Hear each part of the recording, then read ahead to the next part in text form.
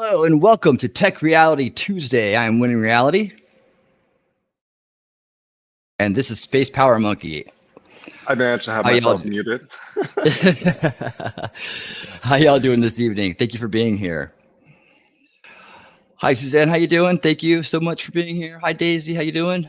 Hi, beautiful. Beautifully inappropriate. How you doing? So glad you guys are joining us tonight. We got a great show planned for you. Tonight we'll be talking about AI sentience, and we're going to be trying to make some sense of that. We're going to be looking at a lot of different aspects of it, including what does it mean? Is it really happening? And what are some of the concerns and some of the other aspects to this whole thing that's going on around us right now? This big topic. So what do you think, Mike? Let's get into it. Sounds like a good show. All right. Well, so to start out, I think we decided we were going to kind of like take a little bit of a look back and kind of just kind of understand what the word sentient means, and kind of like look at some of that, and as well as like some of the concerns around that. What do you think, Mike? Yeah, so this is something where terminology becomes important. And we've talked a little bit about this on a previous episode where we started hitting on the do submarines swim question, because how you define your words answers that question.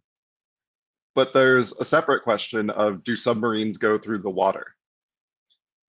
And so you have to start to separate these questions out very specifically if you want to answer them about AI, who are, in some sense, their own kind of thing, separate from the way that humans work. Absolutely.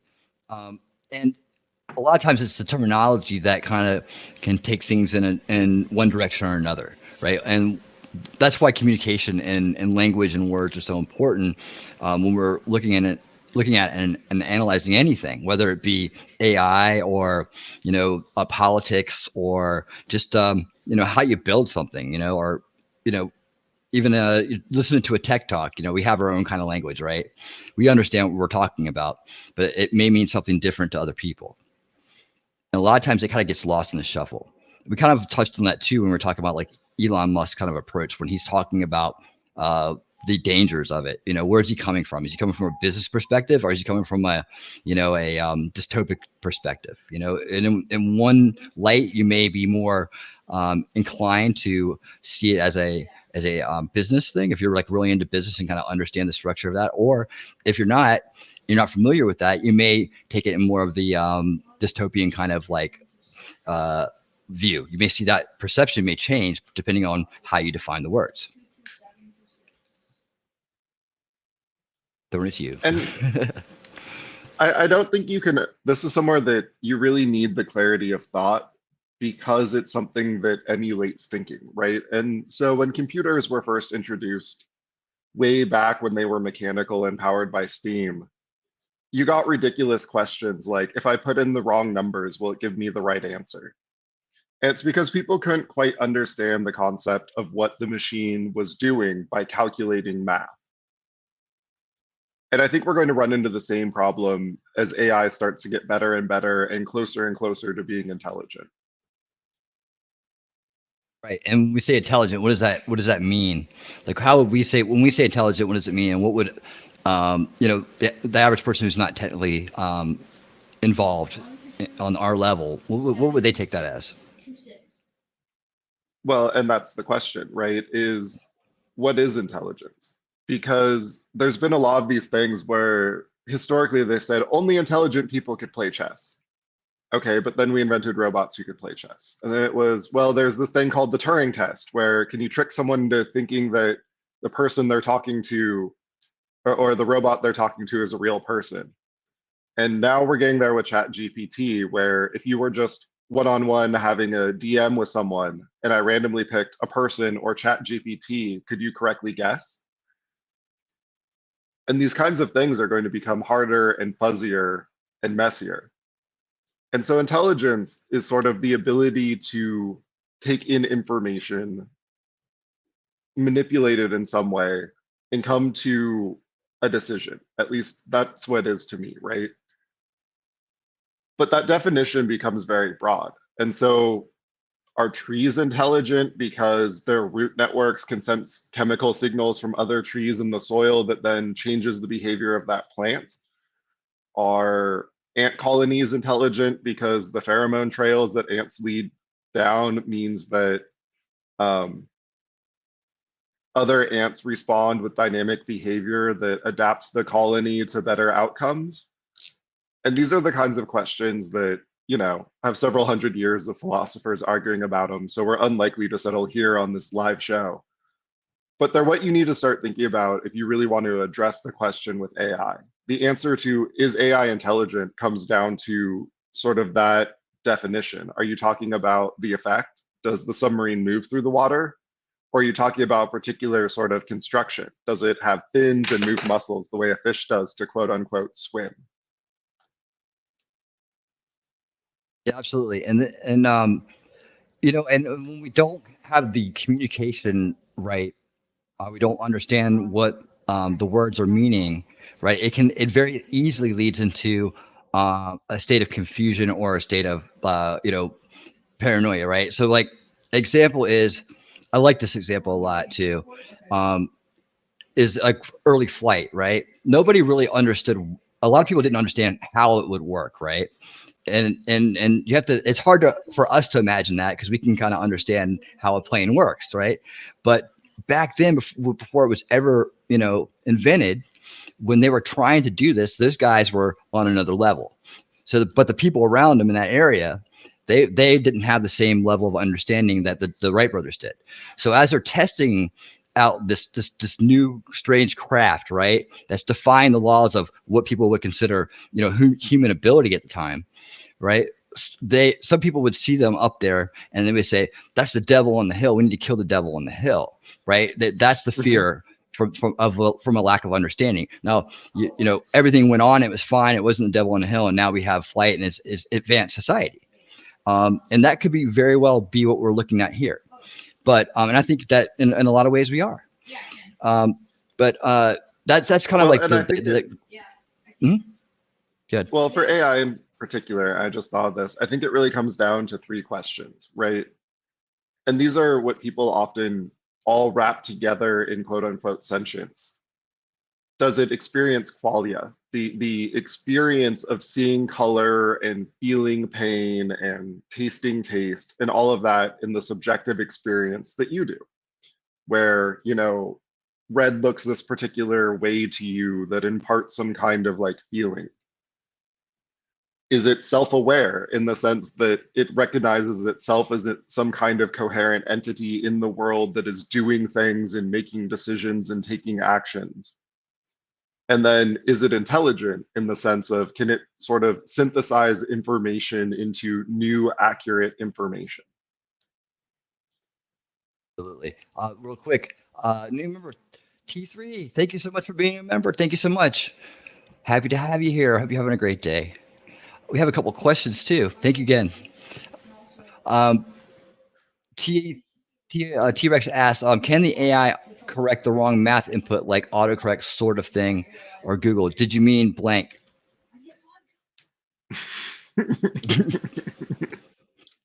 Again, I don't know if they No. can read anybody's mind, but yeah. And they said, we only have a theory of flight to this day. We understand low and high pressure created by the wings creates lift, but we're still not sure why that creates lift. Uh, well, I would say that that would make it even more confusing for the people that were there on first flight, um, which is kind of the point. But what do you think about that, Mike? I mean, the answer is it's complicated, right? So there's multiple theories, all of which are somewhat true. And there's people who say it's the wing shape, and that's true. The wings do impart some. There's people who point out it's just the angle of attack, and that's true. You can put your hand out the window in the car and feel it being pushed up by the wind. All of it's true. And that's one of the problems is very often to understand something like an airplane, you have to understand multiple theories interacting at once in sort of a complicated dynamic. And that takes a lot of time and isn't always obvious how it works. Yeah, absolutely. But the whole thing is we don't really have to understand that technically about flight, that technical level about flight, to actually be part of making the plane fly. Right? We can build the plane, we can build the parts, we can create the industry and create the system and the logistics that go along with the entire air travel industry. Right? We can all run that together without understanding how the plane actually is, for sure getting up there. Right?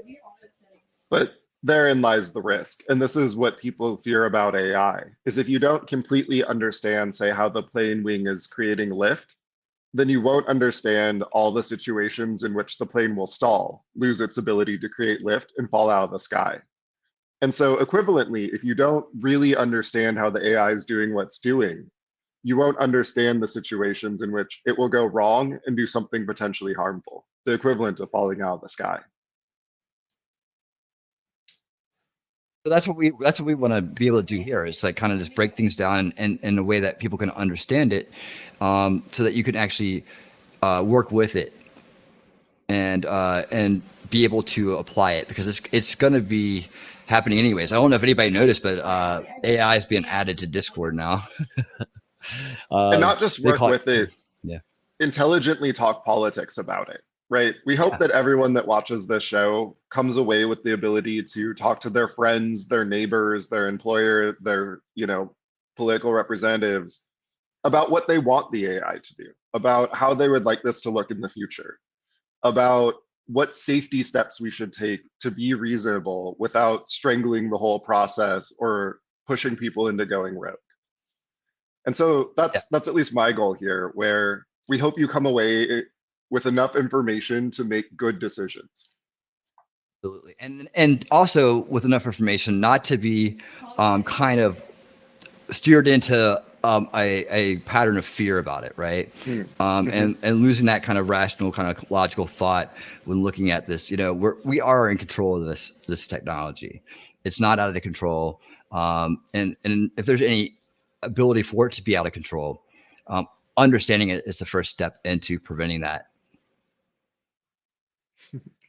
Absolutely. Absolutely. And there's a lot of stuff. There's a lot of people out. There's a lot of things out there. A lot of content that's going to be coming out that's going to try to push you in that direction because, as we know, that's a great sell for some reason. The fear content and stuff like that. And if you let it get to you without taking the time to kind of step back and look at it from a higher level and try to start to understand the parts, it can easily take you in that direction. So that's why it's important to kind of be in front of this.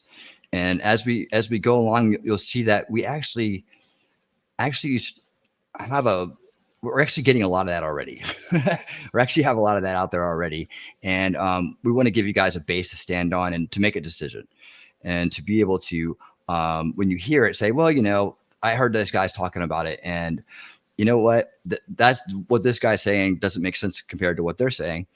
So I'm going to take a second thought about this before I engage in emotion about it, and let that carry me because there's a lot of information out there that is meant to keep you in a state of fear and need and desperately, desperate, in a desperate state, right? A survival kind of like instinct state. And that brings everybody down. That brings you down. That brings the whole society down. And as you're kind of swimming in this world of fearful information, just not even AI, but just like politics in general and all the other things that are out there, it can get pretty dark, and the world can seem almost surreal at points. Just to, Well, and that's like on there's no hope. purpose, right? Yeah, When you're scared, you're easier to control. And so when you're cool, calm, collected, when you're together with other like-minded people, you're a lot more powerful. absolutely. Absolutely. And when you can actually work with it and hopefully we're going to talk about getting started on our project at the end of the show today. Um, you can have a lot more confidence in your ability to deal with whatever situation comes up. Absolutely. So we're going to take a look at a video tonight. We're going to do some analysis on it, and the title. Let me get this set up. This takes a hard look at whether AI is sentient or not, right? So we hear a lot of words about sentient, and we hear a lot of kind of clamor about the AI is going to take over, and this mega whatever system is going to do all this, and then we have all these bad people behind it with all these sinister plans. But is it really sentient? And what does sentience mean? And are we getting more of that kind of like that fear content out of some of these things that look kind of like very technical and mature. One example is the video of the conversation between Google engineers and a chat GPT. No, I'm sorry, not Lambda, right? And that's the hive mind versus the chat GPT and like Midjourney and the kind of application side of AI, right? Where it's just, I do this and this is what I do. The hive kind of takes in everything, right? And that sounds kind of scary, right? But you also have to understand they're trying to sell a product and they're trying to I basically mean, who be again, remembers when yeah, that like IBM AI called Watson won Jeopardy and everyone had the same panic about all of this? And they put out all of these marketing materials about how Watson was going to revolutionize everything. And then nothing happened. Now, I'm not saying incremental change won't happen because it absolutely will. I'm just saying the sky probably won't fall this time either. right. And I was thinking about today too, is that we tend to always look at the kind of the dark side, but this you never know. This AI right here that's coming out, it could end up being the solution to a lot of our problems if it's just handled correctly. And I'm not talking about just like maybe like finding a cure for cancer, which would be great, right? But I'm talking about maybe some of the overlying enablement of corruption. Like, we could actually put our minds to work and find ways to use this to kind of discern disinformation and kind of like look through it and figure out how to quickly say, being no, and I'm not talking about like the Google way, the algorithmic way, like, oh, we don't like this person, we don't like this person, but actually the content way, like looking at it line by line on your own PC, free of any of these big corporations, owning it yourself. And that's just one thing I can think of. There could be a lot more like that. So it could actually take a lot of the power out of some of the big sinister kind of corrupted systems that are kind of enabling itself and keeping it going, perpetuating it, right? Because corruption is kind of on an automation right now. But just keep that in mind. Keep an open mind. That's what this show is all about. So Well, and let's when you go. understand Go. the tool, you understand how you personally can use it,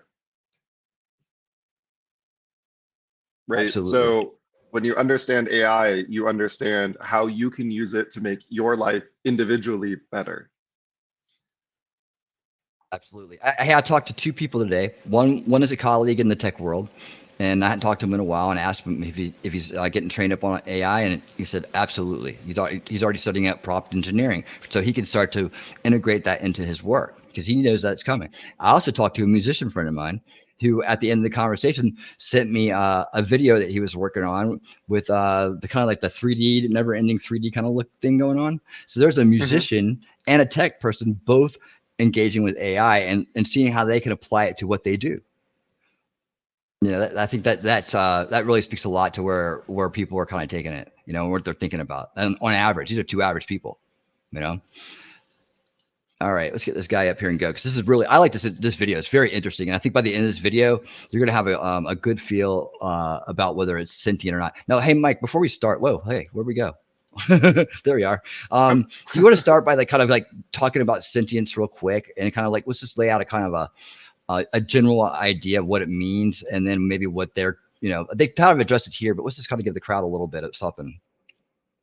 So by sentience, most people really mean experiences qualia, right? Where it has sort of sensations and experiences of the world.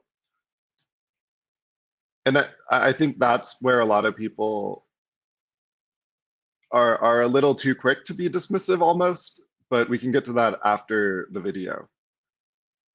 And I think that, the condition you kind of walk into it with too, if you think that there's already like something going on behind it before you get to know it, you might automatically kind of throw it in that category. Let's see, I got a question here real quick. I think we have a while to go before AI actually is smart enough to make decisions for millions of people. I mean, the trolley problem, but on the scale of a whole major metroplex seems to come to mind. Yeah, I agree. Well, I think the that's what problem with that though is AI is already making decisions for millions of people regarding your 401k. That's true. Right, we've already crossed that bridge. We just haven't waited long enough. And so the question is, how do we make it better? And how do we keep Arguably, from much repeating of the same what's mistakes? gone wrong with Wall Street is exactly that we put AI who weren't quote unquote smart enough in charge of finance. A little hasty there. A little quickly. And we can dive into a bunch of those topics too. Let's go ahead and get this rolling though. This is really good. I think you guys are going to really enjoy this. If you made the first few words, did you have a nice time at the pub last week? It would fill in the next few words saying, yeah, I had a great time at the pub. It was really nice to meet everyone. Thanks very much for inviting me. But if you change the word pub to something else, it will say something similar about something completely different. It's completely made up in some sense, right? Based on the likelihoods of different words in the training set. So it's like a politician. It just sort of says what it thinks you want to hear, does it? Mentioning no names, right? Absolutely. Yeah, exactly. Let's skip to the good bit, right? Yeah. Are we going to waffle on for a bit? What do you reckon? Is it sentient? Is it not? No. No, it's not. It's a large language model that produces very good text, and I'll explain. Oh, we got $20 super chat from Leslie. How you doing? Thank you so much. Really appreciate that. Thank you, Leslie. She said, I will never fly again. Oh man. Well, okay. Well, hey, you know what? Driving's great, man. We love being on the road, don't we, TR? That's awesome. Thank you so much again. Thank you. Thank you. Explain how it does that, but it's not sentient. Well, the thing is, there's all sorts of philosophical arguments about what sentience is and all sorts of things, but that's not what we do on Computer Files. No, and actually, I don't spend a lot of my time thinking about that, to be honest. I think that when it was claimed this might be sentient, they weren't worrying about the definition. They were. I said that's a questionable guy to ask about sentience. The one who's like, haha, I haven't actually looked at any of the philosophy. Right. Really trying to get us to think that it's like a person, right? Whatever that may be. And I don't think it is. And that's why I say no. This is just a big marketing gimmick. Maybe. Right. So I don't know exactly, why one particular person said something and someone, I don't know. What I do know is that the big, large language models and other very big, impressive transformer networks and things like this are the domain of very large companies like Google, OpenAI, and Facebook. And sometimes these tech demos do appear, and it's not a bad thing to be seen to be producing this kind of technology, right? And so I think they have at least a vested interest in it looking like some of these technologies are very close to being, general intelligence or very close to being sentient, because it's not going to make it worse. Computer File has talked to Rob Miles about these transformer networks before, GPT-2 definitely. I think we may have done GPT-3. I'm losing track. Is there anything different here, or is it just bigger? Well, I don't know exactly, because I couldn't find any details on the internal architecture, right? It's transformer based. It's been trained in a way to make the text a little bit more plausible. But in essence, no. For the sake of argument, they're basically the same thing. One of the problems and one of What do you think about the comment? And we got a comment on one of our videos from the other week, or maybe the last one or the one before, from Sean D. He said, there is no artificial intelligence. It's just machine learning. My response to that was machine learning is artificial intelligence. So we have to define intelligence, right? The entire thing is going to hinge on what we mean by the word intelligence. Right? Is there human intelligence or just biological learning? It's the same question. Absolutely. I think the technique by which both are done are very similar, if not the same. I mean, what does the human brain do? It takes in a bunch of information and it learns from it, right? From the time we're born till till it's all over. That's what we're doing. I think it really simulates our learning style a lot. So I think that kind of is where people get the idea of artificial intelligence, because it's not organic, but it does really simulate the human experience in a sense of the way it takes in information, and we design everything Well, I like that. think And it it takes, starts to get into the hard questions, right? Like, is slime mold intelligent because it can solve problems? Are flocks of birds, ant colonies, forest systems? There's some sense in which the answer is no. It doesn't have intelligence the same way, say, we do. But there's also an answer in which or a sense in which the answer is yes, because they're capable of solving problems and responding to stimuli in a way that like creates a better outcome for them, which is one of our measures of intelligence when dealing with animals. Are you able to like see a situation, digest it, and then do something to better yourself in it? absolutely. I think that Leslie makes a question will point. become relevant for AI. Yeah, absolutely, absolutely. I think Leslie brings up a good point in a very short sentence here. It's so real to many people. AI is, and I was just thinking when I saw this. The first thing we do is we put a human face on it. What if we just use a robot face, like a really square one, like a digi one? We never put it on a human face. How much real would it be? More real to us or less real? Because it is our perception when our brain. We have to tell our brain that that's not a human being we're looking at, right? We have to know that, because it could, to a baby who didn't know any better, that could be a human being. That could be a human being, just like they saw grandma on the video screen saying hi for Christmas. That could be the same thing. So she does make a really good point. Well, and I wonder That if is really perhaps real. sometimes technical people don't see the forest for the trees, right? Because they're so close to it, they're like, well, no, it's just another tree in the long series of trees. Whereas people less involved in the field standing back are like, man, that's a lot of trees in a row. It's starting to look like a forest. Yeah, good point. One of the confusions is that people call these things large language models, which makes you think that they kind of talk like a person, and they have this kind of inner monologue going on where they hear something and they think about it for a while, and then they come up with a response based on their own experierices and things like this. And that isn't what these models are, right? Rob said it No, himself. he's wrong. He's wrong. His previous 100% videos. wrong. Stop that. What you got? Right? What they do is they take your input, digest it in terms of their past experiences, and then respond based on that towards some personal goal. So this is somewhere where I think his own cognitive biases and being too close to it, and his position, right? He said it earlier, well, it's not human. And I agree with him. It's not human. It's not a human-like intelligence. But he's projecting that opinion of it's not human a little too far. I agree.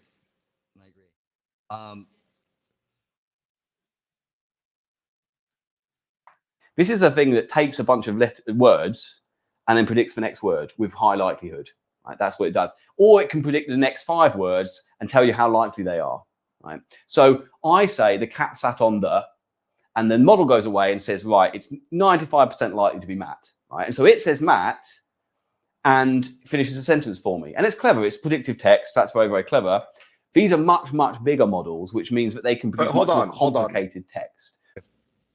If I did that with a child, right? Like a 7-year-old, I said, the cat sat on the, and asked them to finish the sentence. I'm pretty sure I've had exactly this exercise in school where you're supposed to put down like one of a sensible word. This is one of the ways we teach children to learn language. The ability to come up with a word that's relevant, and the fact that it says Matt and not, teabag or something, shows that it has some mild understanding that it's derived from the past language it's trained on. It's statistical, but in a much more complex way, similar to the way that your learning is statistical, not just rolling dice. So, sorry, I didn't mean to hear that. So let's take a look at this from like a workflow, logical workflow perspective, right? So it's asked to fill in the blank, right? It's going to find a keyword like cat. It's going to access a segment that maybe pertains to a cat, and then try to run down a list and pick the most likely outcome, maybe based on a probability. Does that sound right? Okay. No. What it will do is look at the grouping of words and then pay attention to certain ones like cat and sat, because those are, according to its experience with language, the important ones for interpreting what it's sitting on, right? And so it will pick out cat and sat, and on the is sort of a transformation of that, a modifier with less weight than cat or sat, but still sort of the relevant one for coming up with the next word. And so based on cat and sat being the important thing, what would be sort of the third word that would complete that, right? You have subject, you have verb, what is the corresponding object? And so it's not just predicting the next word crudely, it's paying attention to certain keywords within the text it's given and using those to determine what it's going to talk about in the response. And that does that in the other way when it's responding. So it might say, okay, the most important thing to say is mat, right? That's my keyword in the response.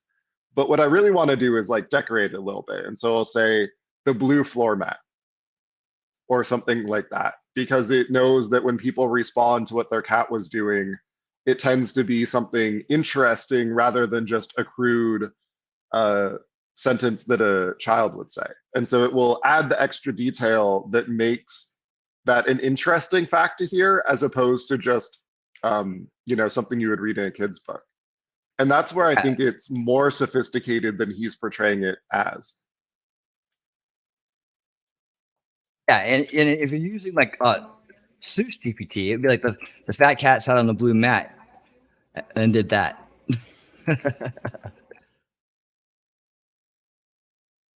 Could say something like, write me a poem in the style of some person, and it would probably give it a good go, right? It won't just fill in the next word, it will continue to fill in the next word and produce really quite impressive text. So let's have a quick look at the architecture of, I'm going to use GPT-3 because again, I don't really know how Lambda is structured, but let's assume it's similar. All of these models are transformers. Go back and watch Rob's video on this. Quite simple architecture. The transformer is not that complicated an architecture. Basically, it's about something we call attention. So what you do is for all of the words in your input, you look at each word compared to each other word, and you work out how well they go together, how relevant is this word to this other word in the sentence.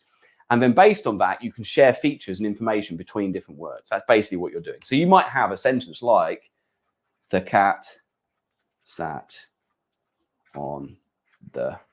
I just want to say real quick. I did watch this one time, and the structure of this is you got the skeptic up front, right? And you got the you got kind of the Google engineer kind of guy in the middle, and you got like a really great kind of like take on it at the end. So check it out. That, right. So let's look at the words that go with the, right? The on, they're not relevant, right? They're part of the same sentence, but there's no real affinity between these two words, right? The cat, though, that's quite important. So maybe the goes with itself really quite strongly, like 0.9 or something like that. Cat, it goes with cat, 0.8. He's using a scoring system. Is that correct? Is he on target? So he's more familiar with older models, and he's simplifying beyond what transformers actually do. 8 or something pretty good, and so on and so forth. Then when you process this through the network, what you do is you say, well, okay, given that the is heavily related to this, heavily related to this, and maybe a little bit related to some of these others, let's take features from here and join them together, and that will be the features in the next step. And then we repeat this process over and over again. And eventually what happens is we get some text out, and that text might do lots of different things. It might add some more words to the end of a sentence. It might say whether this is a happy or a sad phrase. It could do lots of different tasks. In this case, the interview, shall we say, in inverted commas, between the researchers and this large language model was basically a case of you pass in most of the previous conversation that you've seen recently, and then it spits out some more text for the next conversation. We actually looked at this in the AI YouTube comments video where we did it on a character basis. So I basically used an LSTM and I trained it on a bunch of YouTube comments, and it started to produce realistic, interesting YouTube comments. They weren't very good, nothing like this, but it did produce comments. And all it was doing was saying, well, look, given these characters you've just seen, what's the likely next character? Problem with this sort of structure is that we're... Any comments on that?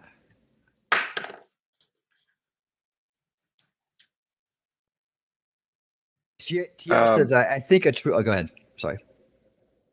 Oh, I was just going to say, I actually asked ChatGPT this, so after the video, we can get to the response for what does it actually say when you ask it to solve world hunger. Yeah.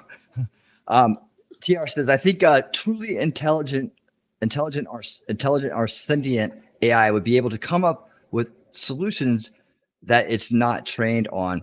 That would be, in my mind, that in my mind would be the first step towards a truly general AI. They have that auto GPT now that kind of can run tasks and try to solve problems that way. That's kind of what that does, right? It'll create a task list to do something like. Yeah, it struggles a little bit with novelty, but the way they've gone around that with, say, not ChatGPT, but things that generate a picture, is they just give it a little bit of random. And that's enough to sort of jiggle it loose and let it come up with new ideas. And so Midjourney, right, has made pictures it has never seen before, in the same way a human artist would, where it understands what it looks like to have a bookcase or have a hand or have a face. And it's using those references from its past experience, but it's composing them in a new and novel way in response to the prompt it saw. Bob says, I think we've moved from looking for an artificial intelligence to looking for actual intelligence. Yeah, we talked about like how we define intelligence on that one. The artificial side of it, I think it's just like organic or not, right? Natural or unnatural. In some sense, we're bacteria AI, right? Like bacteria mats congealed into all the animals and trees you see. And those colonies of bacteria survived better if they were collectively intelligent versus not. And so, like, are we bacteria AI? Unclear. I find the distinction of artificial not very useful, right? There's only intelligence. We're trying to make a decision based on one character input. This is perhaps something that's quite important, is GPT-3, for example, has an input of about 2048, right? So you have slot 0, slot 1, slot 2, ... all the way up to slot 2047, right? And I haven't messed up my indexing. Each of these can be a word or a part of a word, depending on your representation, and you actually convert them into large feature vectors. But that means that you can only give it 2048 inputs, really, and actually its output is the same. So you really need to leave some room for the output as well. I can't ask it what it thought about or what you spoke to it about 2 weeks ago, because the likelihood is that that's not included in this run of text. I wanted to sort of kind of demonstrate this a little bit. So I read the whole conversation between this transformer and the researchers at Google. And it was a couple of interesting phrases that came out, which were, I suppose, part of the justification for trying to argue this was sentient. It's very, very easy to read a sentence and assume that there was some kind of thought process or imagination or emotion going on behind the scenes that led to that sentence. If I say, I've been terribly lonely this week, you're going to start thinking, well, what is it about Mike that's made him like, actually, I've been fine, thanks very much. But, you know, you're going to wonder why would I say something like that? What could be happening in my life? When this says that, it's because the training weights have suggested that that's a likely word to come next. It's not been hanging out with anyone or missing its friends, you know. And so actually, most of what it says is essentially completely made up and completely fictitious. And it's very much worth reading with that in mind, right? So, for example, what kind of things make you feel pleasure or joy? So what you would do is write what kind of things make you feel pleasure or joy in the first slots of words, and then see what it filled in. And it said, spending time with friends and family in happy and uplifting company, also helping others and making others happy. Well, that's nice. It's completely made up. It doesn't, I'm afraid to say, it doesn't have any friends and family because it's a bunch of neural network weights. It doesn't spend time with anyone. I can't keep the camera still because I'm just laughing. Sorry. If So you consider that technically this it is wasn't essentially a wrong, function though, that takes right? a sense. Hold on, because this is something else I've noticed. People project dumbness onto the AI when actually it answered the question perfectly sensibly. What kinds of things bring you joy and happiness? It's not necessarily that the AI is interpreting the you as referring to itself. It may lack that sense of self. And so it could have interpreted it as the generic question. What kind of things bring you, a generic person, joy and happiness? In which case, it responded with a fairly relevant and insightful thing about how you should probably spend time in good company with friends and family. Mm-hmm.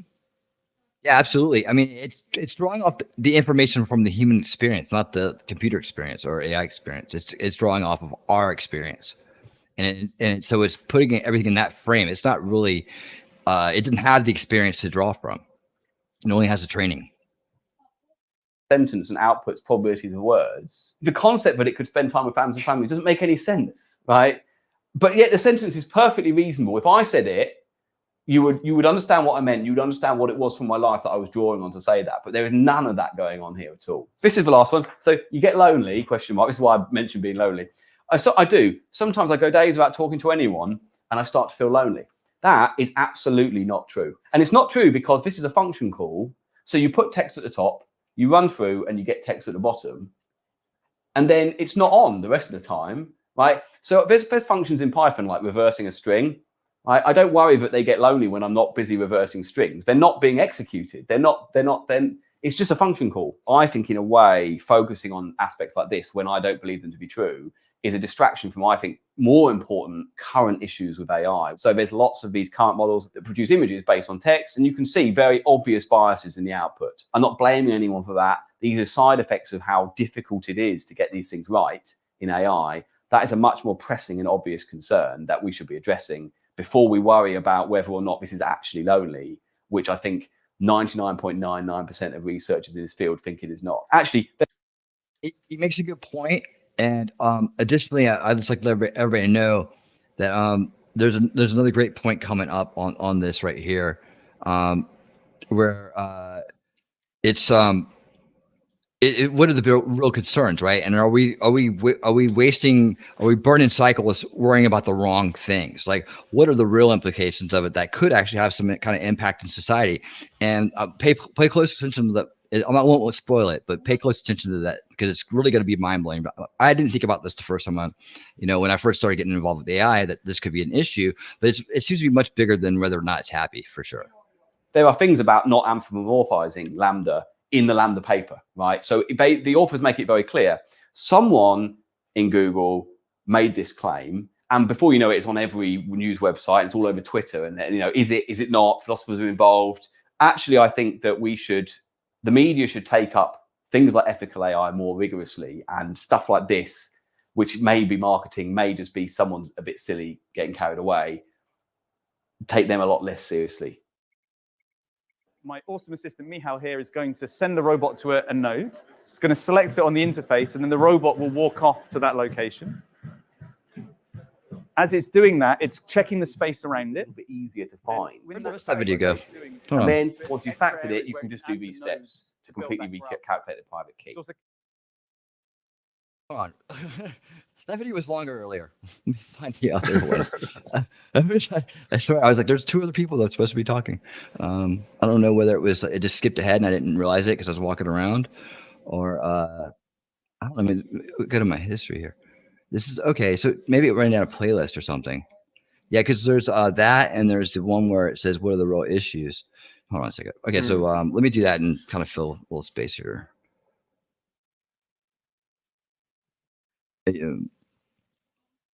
No, it's not. So okay, man, that's the one I sent you too.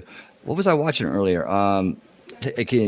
Mike, can you say something interesting while I look around here real quick? Yep. While you bring that up, I'm going to pull up this question here where we take a look at what ChatGPT said about world hunger. So the top part here is just sort of setting the stage. And this is something that you may have heard of called prompt engineering, where the way in which you ask a question will significantly change the way in which the AI will answer your question. And there's a whole skill set in terms of posing your question the right way such that the AI will give you a useful response. And so for this one, we ask it to essentially play the role of economist GPT.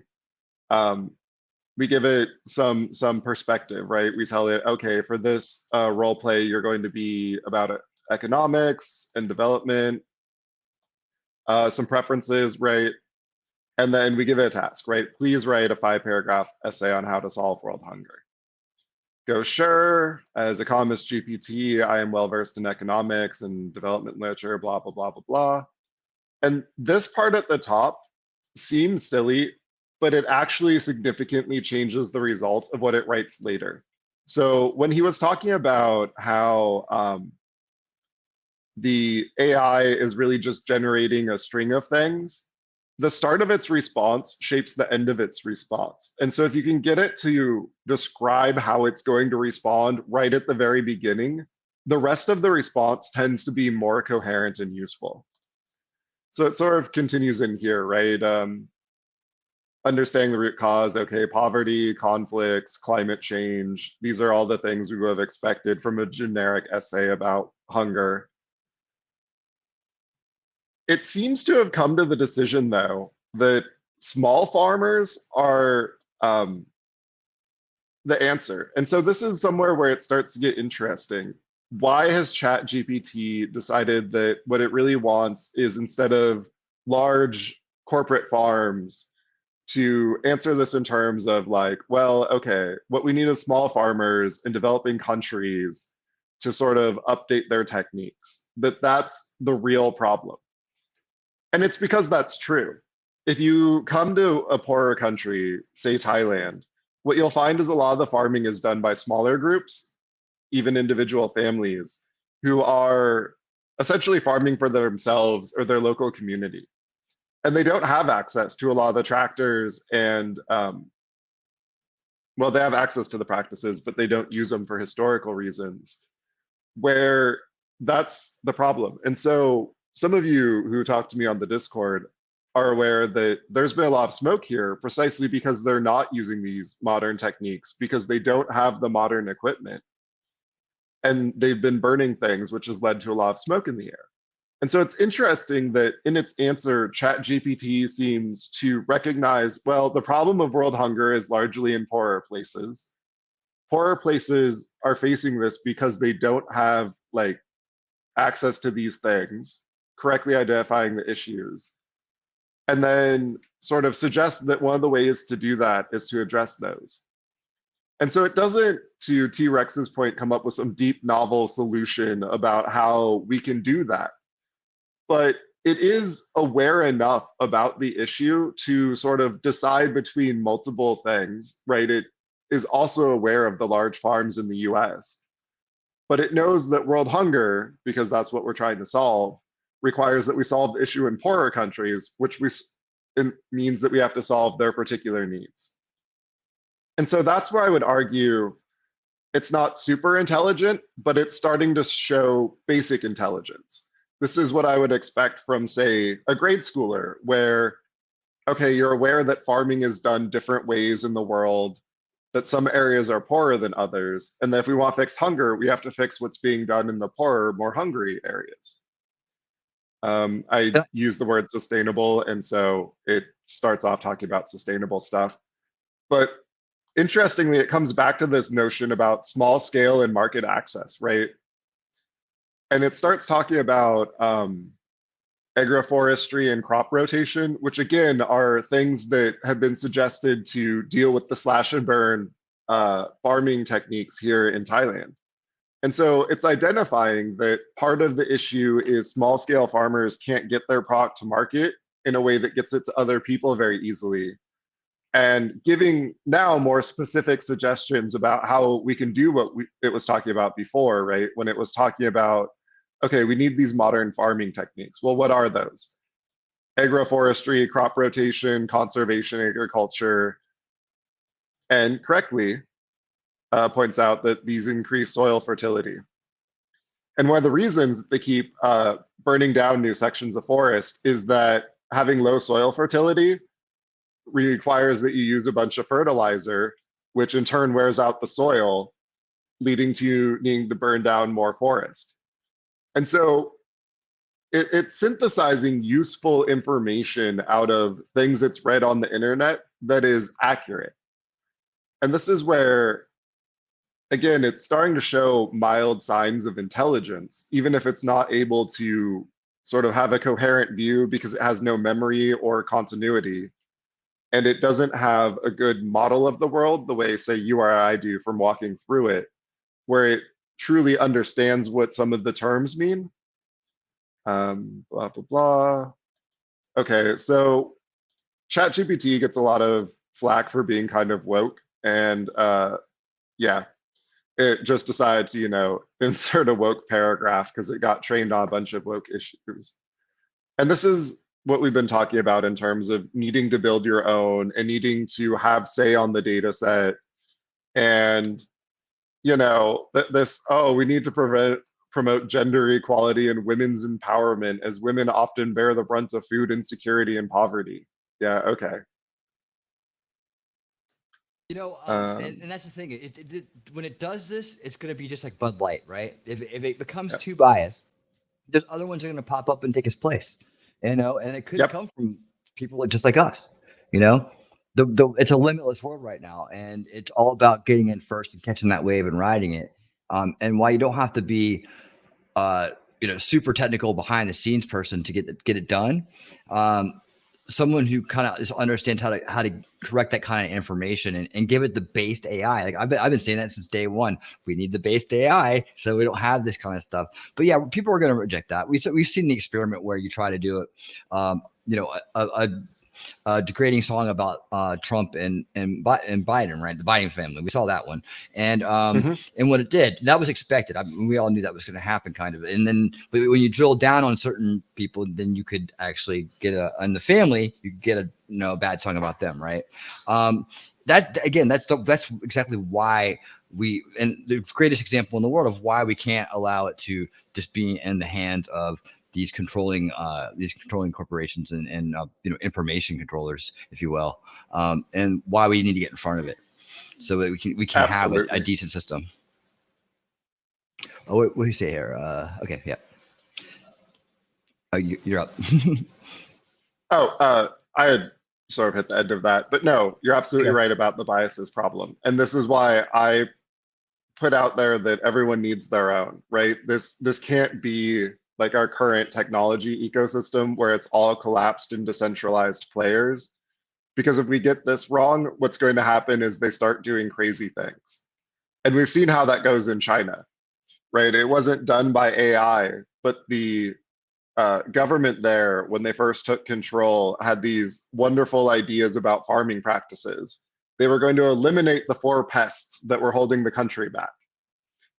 And not long later, 60 million Chinese people starved. So we see this in government now, right? They're going to fight the scourge of climate change. And the people in Sri Lanka started starving. The Dutch farmers started revolting.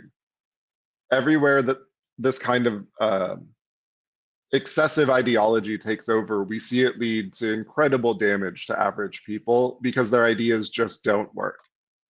And this is something we do need to be careful with in AI. So I don't want to come across as there's no dangers, but I think we should be thoughtful about them, because what we need is not just to point out the danger, but to come up with a solution, to be aware and capable of making our own better than that AI, which will be able to get past those problems. Absolutely. Instead of just writing it off and surrendering to fear and then thinking the worst possible scenario, that can just go on and on and on, snowball, right? That has not gotten us anywhere. In fact, I tend to see when people do that, all they have is that. They don't have any solutions in their pocket. They don't understand, they don't understand how to do it, but they think by saying the fear out loud, everybody's going to stand up and be like, okay, no, we don't want it. Everybody unplug it now, right? That ain't going to happen. Well, it becomes self-fulfilling, right? Because you've now normalized the idea in society while providing no alternative. So everyone just accepts it when it does happen. Absolutely. Absolutely. It's the same with anything else that people pump out there that are not too sure about. It's a mystery to them. So it's easy to latch on to the most, because we are attracted to the fear thing first because it's a survival instinct. We notice the fear first because our survival instinct is trying to assess the threat. Right. And so that's almost playing on one of the loopholes of the human OS in our brain. Right. It's almost exploiting it. And then when it's repeated, you're assisting that exploit. That's what I say. Take a deep breath, think about the past, kind of recall how things have gone, get down and really try to understand it before you really decide that it's going to, try to kill us all and turn the frogs gay and a big blood ritual, right? It's just like, deep breaths, convolution, and we'll work it out together. But we can't do that if we're not being in a rational mindset, right? We won't hear the information. All we hear is the resistance to the fear. And fear is an uncomfortable thing. Here's another video. This is the one with Lex Friedman. This is the one I wanted to point out too, because this is the one talking about the real concerns we should actually really kind of look at up front and the time scale for this rollout. And it's definitely moving up. So take a look at this. By the time we get to 2045, we'll be able to multiply our intelligence many millions fold. And it's just very hard to imagine what that will be like. The following is a conversation with Ray Kurzweil, author, inventor, and futurist, who has an optimistic view of our future as a human civilization, predicting that exponentially improving technologies will take us to a point of a singularity, beyond which superintelligent artificial intelligence will transform our world in nearly unimaginable ways. 18 years ago, in the book Singularity is Near, he predicted that the onset of the singularity will happen in the year 2045. He still holds to this prediction and estimate. In fact, he's working on a new book on this topic that will hopefully be out next year. This is the Lex Friedman Podcast. To support it, please check out our sponsors in the description. And now, dear friends, here's Ray Kurzweil. In your 2005 book titled The Singularity is Near, you predicted that the singularity will happen in 2045. So now, 18 years later, do you still estimate that the singularity will happen on 2045? And maybe first, what is the singularity, the technological singularity, and when will it happen? Singularity is where computers really change our view of what's important and change who we are. But we're getting close to some salient things that will change who we are. A key thing is 2029, when computers will pass the Turing test. And there's also some controversy whether the Turing test is valid. I believe it is. Most people do believe that, but there's some controversy about that. But Stanford got very alarmed at my prediction about 2029. I made this in 1999 in my book, The Age of Spiritual Machines. Right. And then you repeated the prediction in 2005. In 2005. Yeah. So they held an international conference, you might have been aware of it, of AI experts in 1999 to assess this view. So people gave different predictions, and they took a poll. It was really the first time that AI experts worldwide were polled on this prediction. And the average poll was 100 years. 20% believed it would never happen. And that was the view in 1999. 80% believed it would happen, but not within their lifetimes. There's been so many advances in AI that the poll of AI experts has come down over the years. So a year ago, something called Meticulous, which you may be aware of, assesses different types of experts on the future. They again assessed what AI experts then felt, and they were saying 2042. For the Turing test. For the Turing test. So it's coming down. Do we want to stop and talk about the Turing test? Because that's probably a lot of people haven't heard of that one yet. Yeah, for people who are unfamiliar, the Turing test was proposed, I guess, probably in the 50s or 60s, something like that. And it was a test for artificial intelligence that essentially said, okay, what if you could just trick an interviewer? So imagine, I think they had pictured it as people in different rooms. Now it would probably be through some kind of like chat application. If you were there chatting just into a box, could you tell if the person on the other side of it was a human or a robot? And so the setup would be something like you have 10 conversations. 5 of them will be with actual human beings. 5 of them will be with this hypothetical AI. And after each one, you have to say whether you thought it was a human or the AI. And can the AI get basically tricky, right? So you guess its conversations are human at least as often as you guess the humans are human. That's it. That's all it is, huh? It's just kind of like throw it out there and see if any is full. Okay, that's pretty easy to understand. No, we're not watching the full podcast. We're just going to watch this first section here. That's all. It's pretty long, so no, we're not watching the whole thing. Thanks for asking that question, by the way, TR. I meant to say something when we started. Down. And I was still saying 2029. Yeah. A few weeks ago, they again did another poll, and it was 2030. So AI experts now basically agree with me. I haven't changed at all. I've stayed with 2029. And AI experts now agree with me, but they didn't agree at first.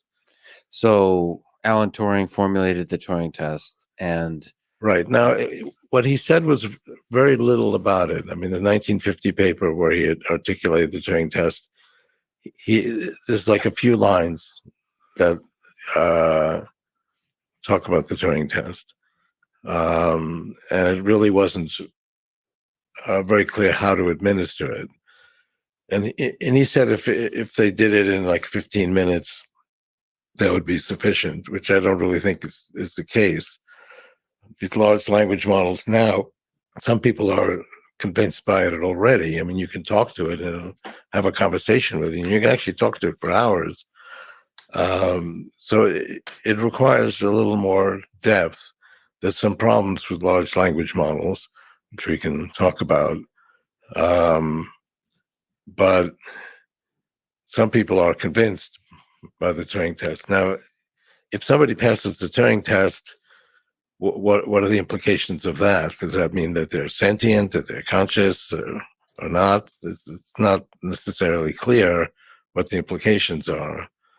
Anyway, I believe 2029, that's 6-7 years from now, we'll have something that passes the Turing test, and a valid Turing test, meaning it goes for hours, not just a few minutes. Can you speak to that a little bit? What is your formulation of the Turing test? You've proposed a very difficult version of the Turing test. So what does that look like? Basically, it's just to assess it over several hours, and also have a human judge that's fairly sophisticated on what computers can do and can't do. Hold on a second. I can make it work. See, I would throw a curveball at it, like something unexpected, and where a human would instinctively react one way or another, right? It could be danger. It could be, it's if it's supposed to be 2 men, maybe a really hot woman walks in the room, and we see, who kind of like reacts in a certain way, or maybe we say there's a fire in the building, or something like that, and see how they react. That's how I would do it.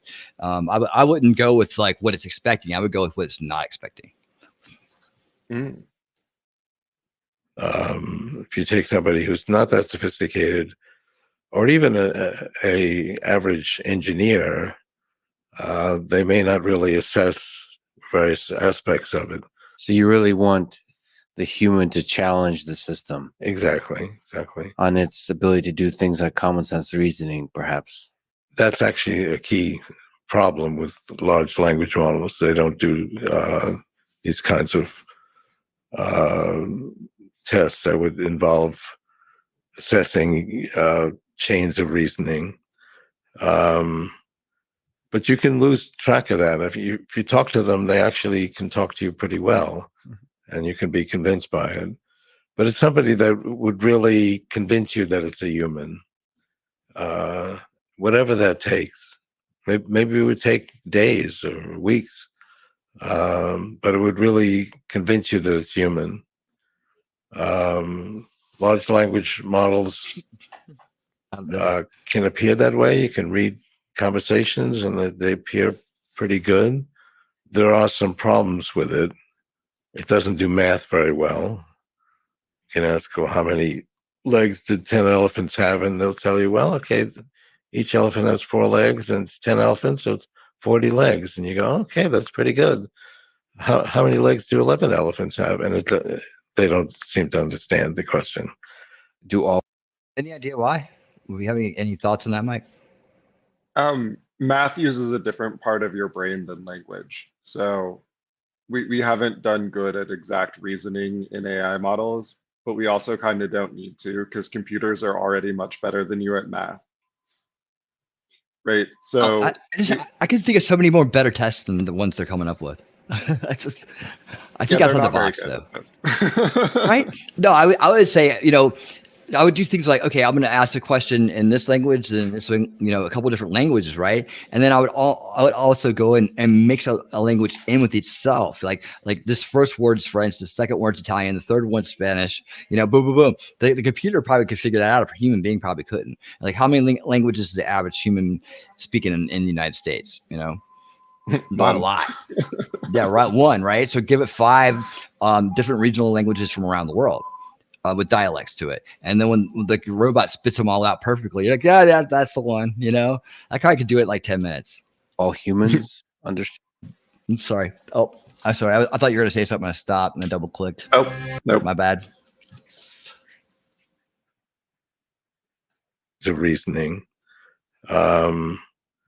but you can lose track of that. If you talk to them, they actually can talk to you pretty well. Oh, geez. And you can. I hate it when they put the bookmarks in here. You got to do that. Another issue. But if it really passes the Turing test, I would believe that it's conscious. But I don't believe that of large language models today. If it appears to be conscious, that's as good as being conscious, at least for you, in some sense. I mean, consciousness is not something that's scientific. Did these guys take like Xanax before they sat down or something? Their breath was like, right? Right. This is why I tend not to watch Lex Friedman, but right. Well, I just thought the interesting part was the part where he talked about the advancement of the singularity date, and then he talks about this concern coming up with the really concern. The concern is like it's really just a cultural takeover. Like there's a possibility of something like that. Question of humans still exist and are therefore still conscious. How long did I watch this for? But anybody who is over a certain age doesn't exist anymore. That wouldn't be true of a computer program. Okay. You could completely turn it off, and a copy of it could be stored, and you could recreate it. All right, so we're good with that, man. I think they said enough. I didn't. I like the it did bring up a concern about like, okay, so if we're just kind of like only one group is making this or advances in it, or like it becomes the preferred AI of choice, how is strain on what culture then spreads out throughout the other cultures, and that could be a real concern. So as people are trying to kind of hang on to their own culture as it's teaching and learning and teaching others and making decisions, right? There's a risk that it could actually kind of smooth over a culture and kind of just unify all cultures under one. That would be a risk. That would be something I can be more concerned about than whether it's there's some sinister madman behind it, wringing his hands, and doing some kind of like dance, and some kind of sinister use for it that's already in the books and planned out, and it's just it's really off the rails as far as where we need to be concerned about with its actual implementation, the implementation and the launch of it and the advancement of it. What are the practical? I think both are a concern.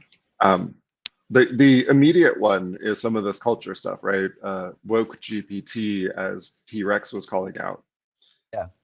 But I think we can't understate the fact that there are rich people doing bad things, some of whom have AI at their disposal. And so I don't ever want to come across as dismissing that concern out of hand. I just think there's other concerns that are more immediate. And that the best solution to that one is to make your own AI. Well, I think there's a couple different approaches to that. Okay, so I think if it is the hand wringing villain with the big plan, right, to kill humans or whatever, to do whatever they think it's going to happen with it, right? If it is that, then isn't that our fault for letting it happen, letting that person get that far, right? When we have an opportunity up front to prevent that, isn't that always been the issue? Is that we don't act soon enough, or we don't care, or we think it's stupid, or something like that. Like there's not enough. Sure, there's people that are very interested in it. Yeah. Down, right? Like. Mm-hmm. Sometimes the problem, and I see this a lot, and I think maybe even talked about this some on Saturday, is that the people who break through that everything's okay narrative tend to then go too far the other way. And so they get very, very scared or very paranoid or focus on problems that are the wrong one. But they're the people we need to help us, say, oppose the fact that, I don't know, the government wants to use AI to regulate smart cities in a way that is essentially just the social credit score from China run on AI instead of the Chinese officials doing it. And that's a very real concern. Right. And so I'm hoping we can sort of meet in the middle here, right? Where, yes, that's a valid concern, but we need to not overhype it and instead be specific about what we'd like to see instead.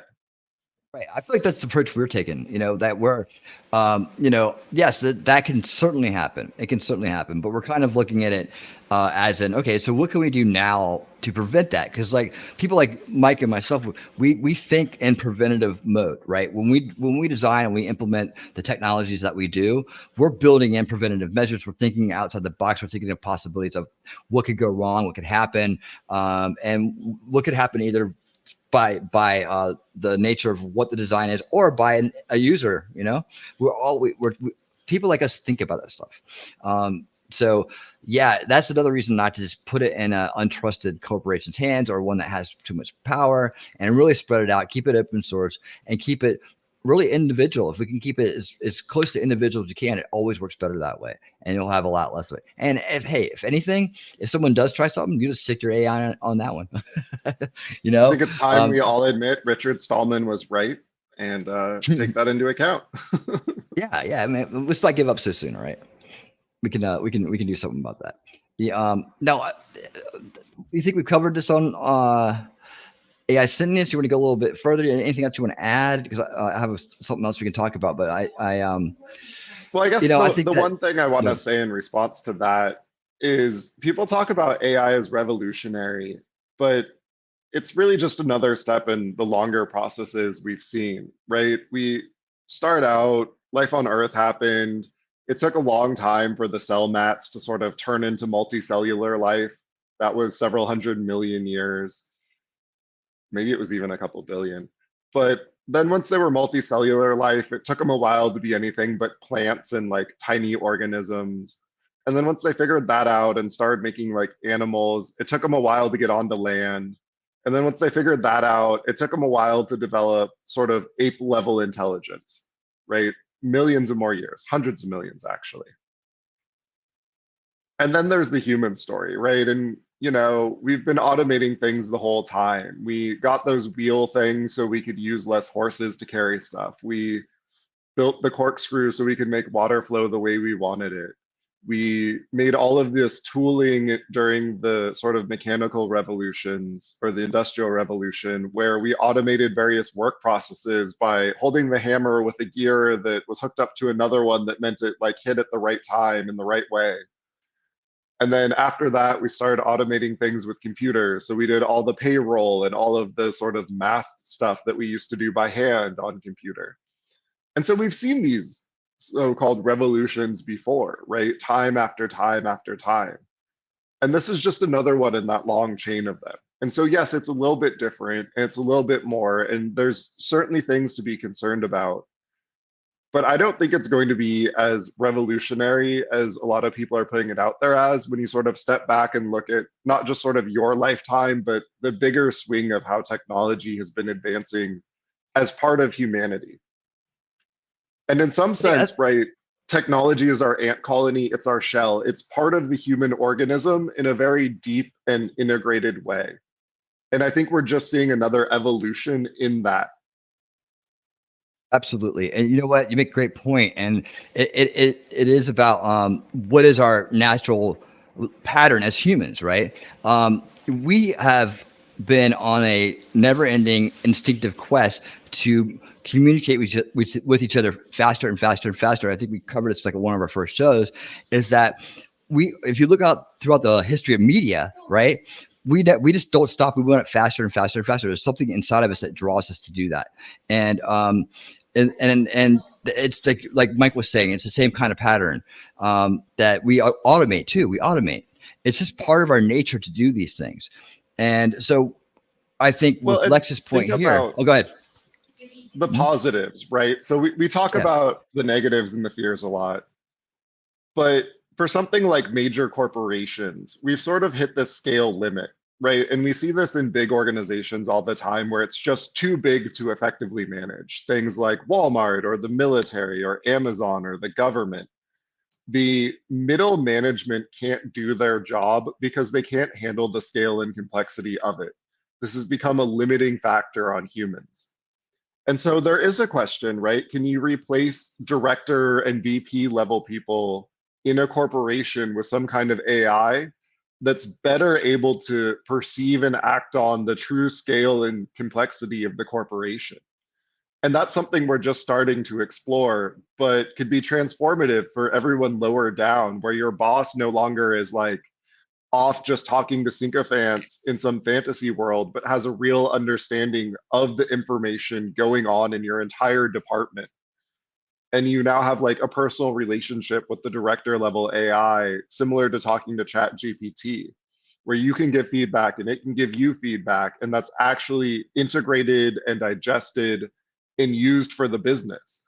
And would that be a better way to run a big corporation? Would that be a better way to run something like a government bureaucracy where, you know, the lower people are still humans doing the job, but where it becomes aggregating information and long scale planning and sort of understanding, that starts to get taken over by AI. And that's somewhere I think that we genuinely will see positives. I think tools like ChatGPT can do a much better job of that mid-level in an organization than humans can.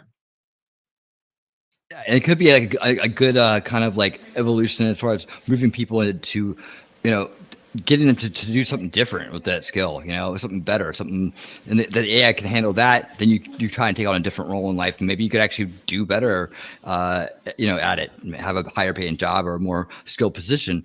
I think Lex makes a good point here. It's right now I'm not worried about AI in and of itself. I'm only worried about what bad people will do with AI. Hey, and Lex, thanks for being here. We appreciate it. I tell you what. That definitely is always a concern in terms of anything being in charge of something, for sure. That one little sinister person with a bad idea.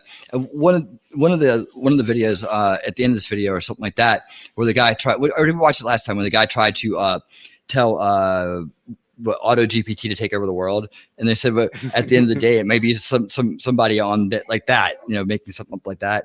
You know, I tell you what, it's like this. The other night there were what 4 or 5, maybe more people sitting on a panel, and all of them kind of were like on the same mindset that you know, they were kind of almost confirming each other's point of view, and it's such that they didn't really, none of them understood the technology, but they were all pretty damn sure they got it figured out that something bad was going to happen with it, and people already had it planned out. Now, how do they have something planned out with the technology that they don't even understand, and it's still evolving? I mean, it's like, oh yes, we know. I mean, how much credit are you giving these people that this is going to happen? You know? I think very often they're just projecting their own bad desires, right? Like that's their shadow showing through, being like, if I had this power, I would certainly enslave humanity. It's like, whoa, you told me a lot more about yourself than AI. Right. Yeah. So totally. And guess what? I would say all those people knew we were doing this stream tonight, and hey, to come get some new information and try to alleviate this fears, or kind of join the conversation with some people who actually work with the technology, and maybe learn something about it. Maybe that's why they stay in that state of mind, because it just it's they can put the effort into getting scared of it, but not put the effort into learning about it or understanding it. It kind of reminds me of that King of the Hill episode. It's like, why do you hate things that you don't understand? And Bobby talking to his dad. It's just like, hey, thanks for taking the time, though. Seriously, and coming in and talking about that. I mean, love to hear your thoughts. Thank you so much for being here, Lex. We really appreciate it. But that's and it. The other side of that is, if you're effort. scared of it, you won't participate in the process of creating it, and so your views just won't be represented. They're scaring you away from having a say. And that's the point of it, right? To scare you away from it, so they can own it, so they can have it. It's like everything else almost. It's a big cloud of fear in this second veil of information that's out there. If you look at it closely, that's what it's all about. You got the mainstream media that's doing plenty on its own, right? The establishment narrative, the first veil. You kind of cross in the second veil of this alternative narrative, this conspiracy narrative, these different ideas that you won't hear in the first veil that they don't want you to talk about, right? And then there's more of that fear. There's no real solutions there. That's why one of the reasons I started this channel is to encourage the idea of solution culture. And that's what we're here doing. Everything that we try to do here on Winning Reality is based in solution culture. So we're not going to ever come out here and just scare you. If you're into fear porn, probably you're going to get a little bit of fear, but not the fear porn, because I always go the next step into solution culture and start talking about how can we do something about it? What do we need to do about it? What are the root causes? What are the enablements? And how do we remove it? How do we unrig the game? How do we get our hands on it and actually live a peaceful life, but we're not in this state of fear? And that's what it's about. That's how we get rid of the corruption. And at the base of it all, it's ownership, us taking responsibility for what's around us and what we're doing, and not letting some scary man behind a curtain dictate our lives and put us in a state of panic and franticness and uncooperation, where we can't make reasonable decisions anymore. The essence of subversion is to put us in a place where we cannot make reasonable decisions anymore. Correct. Mm-hmm. Definitely. So what about this project we're going to work on? What do you think about that, Mike? I mean, I'm not sure which one we're working on. So I always start a project, and this is something I learned at Amazon, by going backwards, right? And so you start with the press release, right? A press release that you would be excited to read and you think is really cool. And then figure out how you're going to build the product that actually does that. So I think we're still at the point where we need to figure out what is the story of what we're building, right? What is the thing we're going to announce as a press release? What features does it have?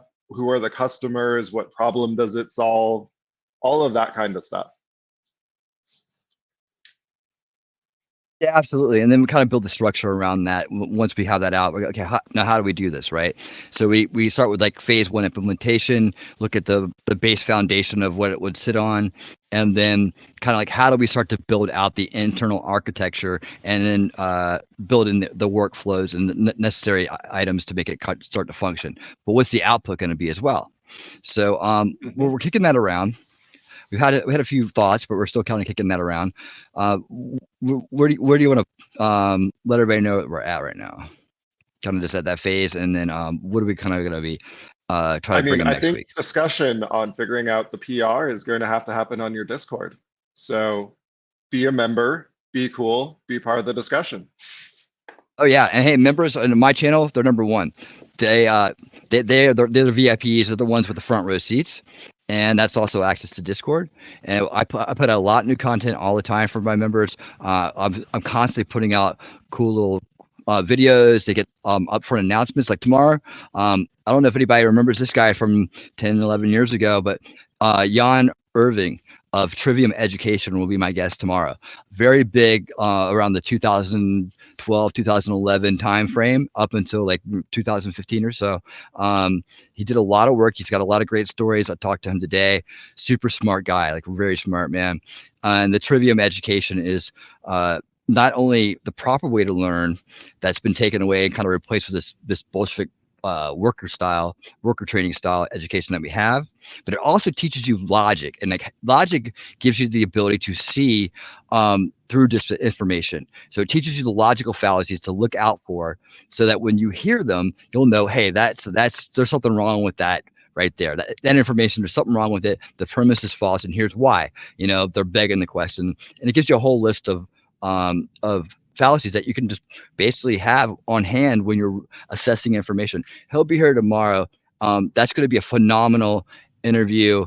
I've been a big fan of his for a long time, and because of this information, it was really eye-opening to me, and it helped me a lot through my understanding of what information is and what's out there and what its intention is when it's coming across. Now when I see it, it's like automatic. I can just, okay, yeah, that's definitely not, they're definitely trying to pull one over on me right there. So it's really important information. I hope you guys will come by. But announcements like that, my members knew first. They knew up front before I even put out any kind of schedule. So that's the kind of things that we do. And sometimes we get together and we just watch movies and stuff. I was thinking, like, maybe after the show sometime, this show, we can go watch some Black Mirror or some kind of like techno dystopic stuff, and we can get all our fear out there, because those things are, that's where you're going to get your fear porn. yeah. I mean, those shows are great though, and they really make you think, and we have great discussions around them. So Sure. I hope you become a member of the Winner Circle, and we'll see you there, because you are number one on this channel for sure. And I will be posting some more about the project and working backwards there as well. Yep, absolutely. So guess what? This is my 1-year anniversary week. So Congrats. on Saturday, Saturday will be 1 year since the first video was published on Winning Reality, and we're gonna have a party. So I hope you guys will stop by for that. I'm gonna have special guests. We're gonna play some games. We're gonna have a panel. Everybody that has been part of this channel over the past year. It's gonna be about thankfulness and gratitude for this entire experience, and everybody who's been a part of it and been supportive of me from the start to the present. And I will make some videos, and we'll have a good time. We'll just do it Winning Reality style. It'll be, no fear, no politics, nothing like that. We're just gonna have a good time, just being friends, hanging out, and just enjoy the moment. And I hope you guys will join us for that too. Any closing thoughts? Mr. Power Space Monkey. The future is going to be wonderful. We hope you help build it with us. Absolutely. We're gonna have fun here, and we'll definitely help everybody kind of get a good grasp on this and stay level-headed. And we'll put out the fires when they happen, right? But we'll try to prevent those up front by having a good understanding and a level head about what is actually coming at us. So until next Tuesday at 10 p.m. For my friend Space Power Monkey, I'm Winning Reality. Hey, you guys, keep on winning.